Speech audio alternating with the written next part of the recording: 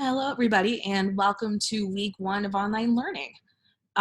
Since this is something that is new for all of us, including me, I wanted to do a short video here just walking you through some of the procedures I'm going to be following for English 7. So first of all, I will be posting online materials in two different places. One of those places will be Google Classroom, which I'll briefly look at the end of this video, but overall students should already be pretty familiar with this. We have already used it quite a bit this year, and they should be signed in and good to go on that.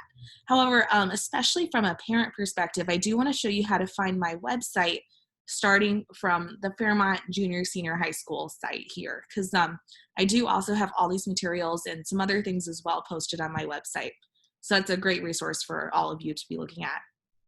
But I'm going to start here on the high school site here. And if I go to menu and then staff, this will take you to a listing of all the staff at the high school. You scroll down, my website is here under my last name, Edberg.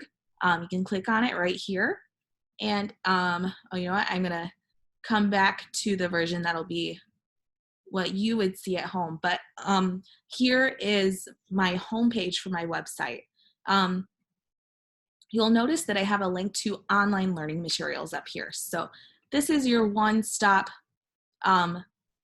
place to go for all of the materials that will be helpful as you're learning at home. It says online learning at the top here.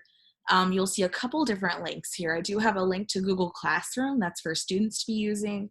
And I also do have a support site linked, just some extra information for you about this virus and resources you can use to help out with that as it spreads. My contact information is here. I've got my email, which I will do my best to check frequently throughout the day.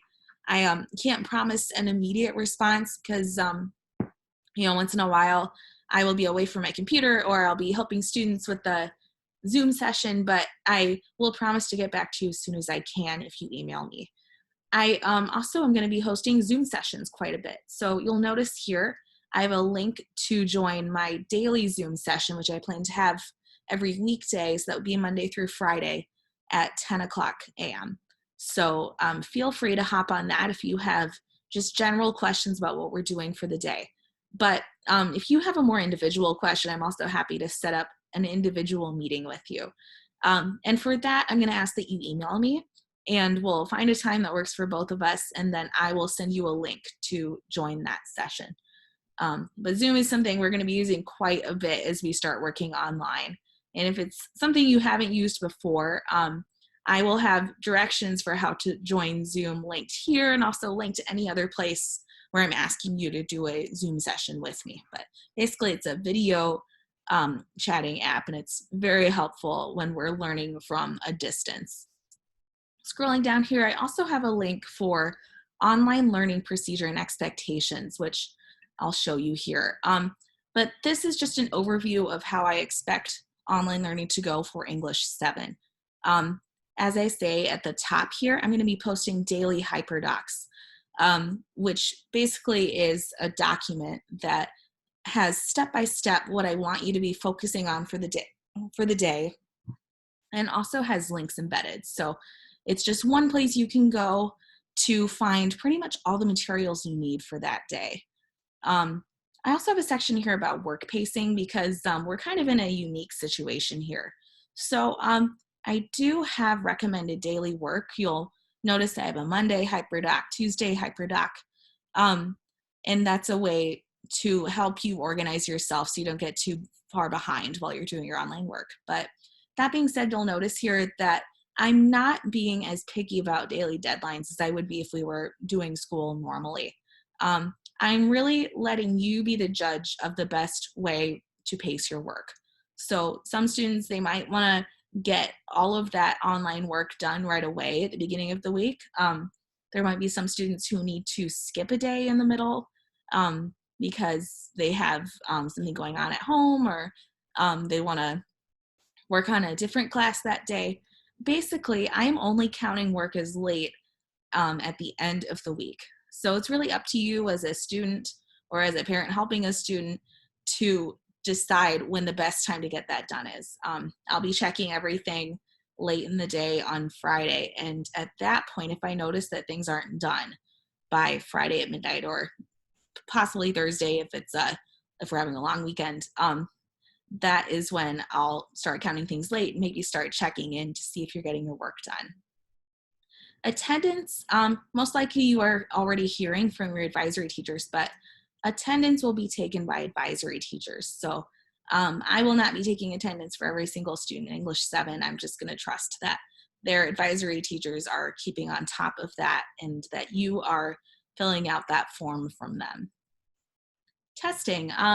With the curriculum that we use, we do have tests available online. That being said, there is that question of test security. Are students doing their own work, or is there cheating going on?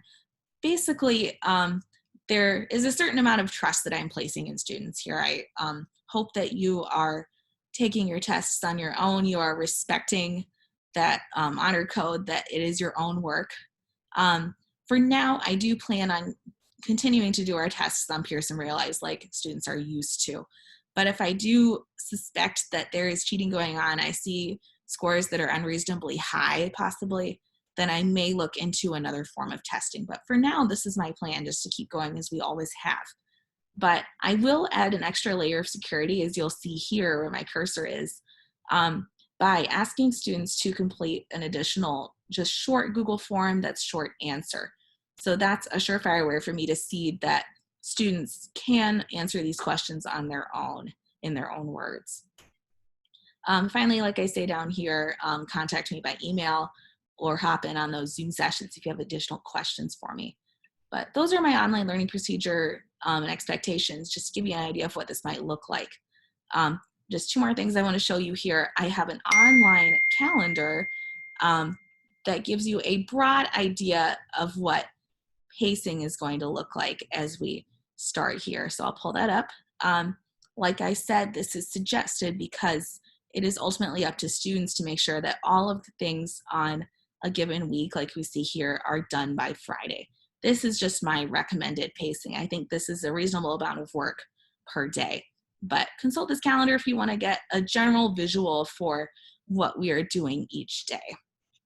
Now, as I mentioned, so the last thing I'll look at here, the daily hyperdocs are going to be where you go to see specifically what I want you to be working on every day. I have all of them posted here for our first week of online learning. Then students are also going to find these on Google Classroom. So parents, you might be coming here more. Students, you might be going directly to Classroom to view these. But I'm going to show you an example of our first hyperdoc. This is for Monday. All of the hyperdocs are going to have this same format. So you'll see the date at the top. Just check, make sure you're on the right day. This is correct. It's March 30th, Monday. Then I'm also going to lay out the standards and learning intentions for you. So here you can see what you are supposed to be working on this day. Specifically here, it will give you a series of I can statements. So this is really my goal for what I want you to leave this lesson being able to do. And again, I'm going to list my email, list my daily Zoom sessions in a lot of different places to give you that opportunity to check in with me if you have any questions. So you'll always see these listed at the top of a hyperdoc as well. Every day I'll have a fun check-in question. These usually are not going to be related to English. It's just a way for me to touch base with you.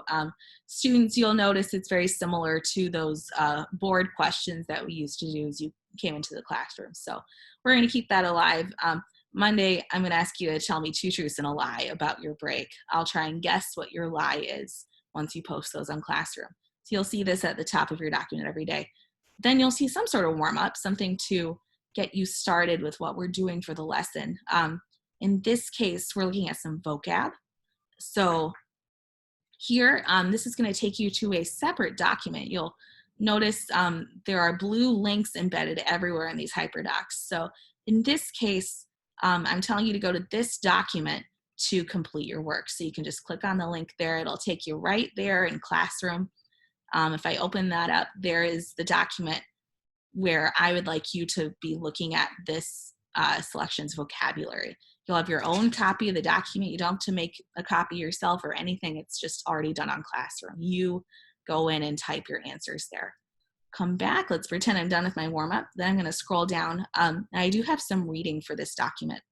So I do have instructions linked for how to access your online textbook through Pearson. I'll always link those just in case you forget. But go ahead and follow through with these to open up that online textbook. That'll take you to the reading that you have to do for today. And I'm going to come back here. I also have a short Google form for you to fill out that's linked here. This is a way for me to check in on your comprehension, make sure that you understood what you read. And finally, I have an additional discussion question that is related to the content here. It's asking you what moral you see in the story, Hey, Come On Out. But again, that is linked right there for you. It'll take you straight to Google Classroom to answer that question. So this gives you an idea of what you're going to be looking at on a day-to-day basis.